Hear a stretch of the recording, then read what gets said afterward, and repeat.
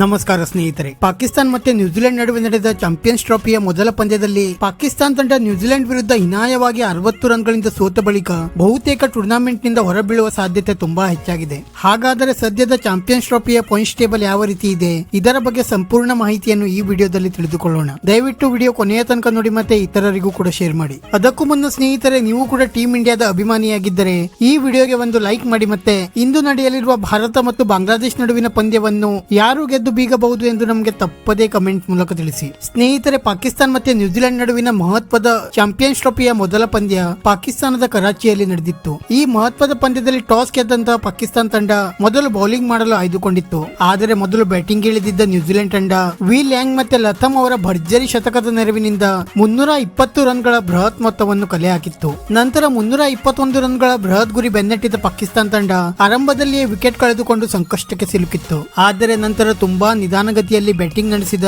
ಬಾಬರ್ ಅಜಮ್ ಅವರು 90 ಎಸೆತಗಳಲ್ಲಿ 1 ಸಿಕ್ಸರ್ ಮತ್ತೆ 6 ಬೌಂಡ್ರಿಗಳ ನೆರವಿನಿಂದ ಕೇವಲ 64 ರನ್ ಸಿಡಿಸಿ ಔಟ್ ಆಗುವ ಮೂಲಕ ಪೆವಿಲಿಯನ್ ಸೇರಿಕೊಂಡರು. ಇದು ಬಾಬರ್ ಅವರ ಬ್ಯಾಟ್ ನಿಂದ ಬಂದ ತುಂಬಾ ಕಳಪೆ ಬ್ಯಾಟಿಂಗ್ ಪ್ರದರ್ಶನವಾಗಿತ್ತು. ಇದು ಪಾಕಿಸ್ತಾನದ ಸೋಲಿಗೂ ಪ್ರಮುಖ ಕಾರಣವೂ ಕೂಡ ಆಯಿತು. ಅಂತಿಮವಾಗಿ ಪಾಕಿಸ್ತಾನ ತಂಡ ಕೇವಲ 260 ರನ್ಗಳಿಗೆ ಆಲ್ಔಟ್ ಆಗುವ ಮೂಲಕ 60 ರನ್ಗಳಿಂದ ಹೀನಾಯ ಸೋಲನ್ನು ಅನುಭವಿಸಿತು. ಪಾಕಿಸ್ತಾನ ತಂಡ ಈ ಪಂದ್ಯವನ್ನು ಸೋತ ನಂತರ ಗ್ರೂಪ್ ಬಿ ನ ಪಾಯಿಂಟ್ಸ್ ಟೇಬಲ್ ಕಡೆಗೆ ನೋಡುವುದಾದರೆ ಸದ್ಯ ನ್ಯೂಜಿಲೆಂಡ್ ತಂಡ ಆಡಿದ ಮೊದಲ ಪಂದ್ಯದಲ್ಲಿ ಗೆದ್ದು 2 ಅಂಕ ಮತ್ತೆ 1.200 ರನ್ ರೇಟ್ ನೊಂದಿಗೆ ಮೊದಲ ಸ್ಥಾನದಲ್ಲಿದ್ದರೆ, ಯಾವುದೇ ಪಂದ್ಯವನ್ನಾಡದ ಭಾರತ ಮತ್ತು ಬಾಂಗ್ಲಾದೇಶ 2 ಮತ್ತೆ 3ನೇ ಸ್ಥಾನದಲ್ಲಿವೆ. ಮತ್ತೆ ಪಾಕಿಸ್ತಾನ ತಂಡ ಆಡಿದ ಮೊದಲ ಪಂದ್ಯದಲ್ಲಿ ಸೋತು -1.200 ರನ್ ರೇಟ್ ನೊಂದಿಗೆ ಕೊನೆಯ ಸ್ಥಾನಕ್ಕೆ ತಲುಪಿದೆ. ಸ್ನೇಹಿತರೆ, ಚಾಂಪಿಯನ್ಸ್ ಟ್ರೋಫಿಯ ಸೆಮಿಫೈನಲ್ ಹಂತಕ್ಕೆ ಪ್ರವೇಶ ಪಡೆಯಬೇಕಾದರೆ ಯಾವುದೇ ತಂಡಕ್ಕೂ ಕೂಡ 3 ಪಂದ್ಯಗಳಲ್ಲಿ 2 ಪಂದ್ಯಗಳನ್ನು ಗೆಲ್ಲಲೇಬೇಕಾಗಿದೆ. ಈಗಾಗಲೇ ಮೊದಲ ಪಂದ್ಯವನ್ನು ಸೋತಿರುವ ಪಾಕಿಸ್ತಾನ ತಂಡ ಭಾರತ ಮತ್ತು ಬಾಂಗ್ಲಾದೇಶ ನಡುವಿನ ಪಂದ್ಯವನ್ನು ಯಾವುದೇ ಪರಿಸ್ಥಿತಿಯಲ್ಲಿಯೂ ಕೂಡ ಪಾಕಿಸ್ತಾನ ತಂಡಕ್ಕೆ ಗೆಲ್ಲಲೇಬೇಕಾಗಿದೆ. ಆದರೆ ಬಲಿಷ್ಠ ಭಾರತದ ವಿರುದ್ಧ ಪಾಕಿಸ್ತಾನ ತಂಡಕ್ಕೆ ಗೆಲ್ಲುವುದು ಕನಸು ಅಂತಾನೆ ಹೇಳಬಹುದಾಗಿದೆ.